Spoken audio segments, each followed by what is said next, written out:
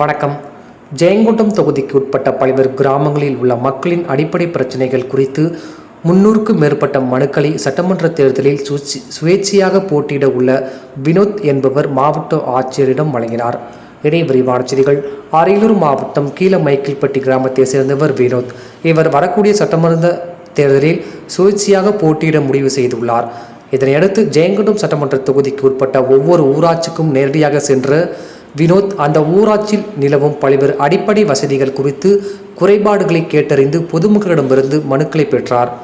இதன் அடிப்படையில் சுமார் 300க்கும் மேற்பட்ட கோரிக்கை மனுக்களை இன்று மாவட்ட ஆட்சியிடம் வழங்க தனது ஆதரவாளர்களுடன் வந்தார். அப்பொழுது செய்தியாளர்களை சந்தித்த வினோத் கடந்த 50 ஆண்டுகளுக்கும் மேலாக ஆண்டு வரும் கட்சிகளால் மக்களின் அடிப்படை வசதிகள் தீர்க்கப்படவில்லை என்பது இதன் மூலம் தெரிகிறது. மக்களின் அடிப்படை பிரச்சனைகள் குறித்து அறிந்து கொள்வதற்காக தான் நான் ஒவ்வொரு கிராமத்திற்கும் சென்று வந்தேன். நான் வழங்கும் மனுக்கள் மீது மாவட்ட ஆட்சியர் நடவடிக்கை எடுக்க வேண்டும் என கூறினார். இதனையடுத்து வினோத் மாவட்ட ஆட்சியரிடம் பொதுமக்களிடமிருந்து பெற்ற 300க்கும் மேற்பட்ட மனுக்களை வழங்கினார். டிஎன் செய்திகளுக்காக அரியலூர் மாவட்ட செய்தியாளர் SP ரவிச்சந்திரன். வினோத் விவசாயி. நான் கீழமைக்கில்பட்டி கிராமத்தை சேர்ந்தவன். தாப்பூர் ஒன்றியம், ஜெயங்கொண்டம் சட்டமன்ற தொகுதி. வர எலெக்ஷன்ல சுயேட்சை MLA வேட்பாளரா நான் ஜெயங்கொண்டம் தொகுதியில தனியே ஒரு ஆளா நிக்கிறேன் மக்களுக்காக. அது சம்பந்தமா ஒரு கிராமத்துல என்னென்ன குறை இருக்கு அப்படிங்கிறத நேர்ல பாக்குறதுக்கு போனேன்.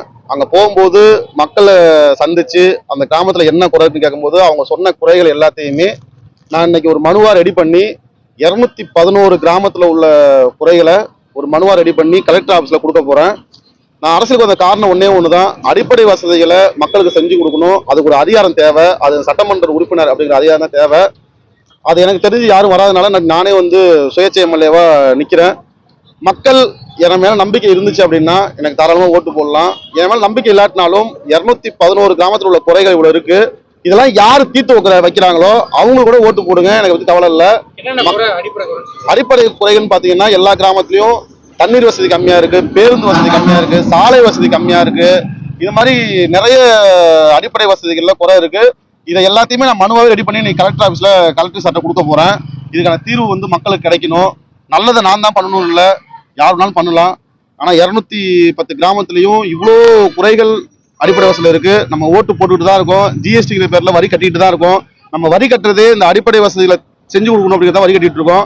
ஆனா எல்லாருமே வராங்க, அவங்கவுங்க ஆட்சி பண்றாங்க, போறாங்க. இந்த மக்களை திரும்பி பார்த்து அந்தந்த கிராமத்துல என்ன குறை இருக்குன்னு அவங்க செஞ்சு கொடுத்தாலே போதும். நாங்க கேட்கறது அதுதான். தயவு செஞ்சு அதை இந்த அரசாங்கம் செஞ்சு கொடுக்கணும்.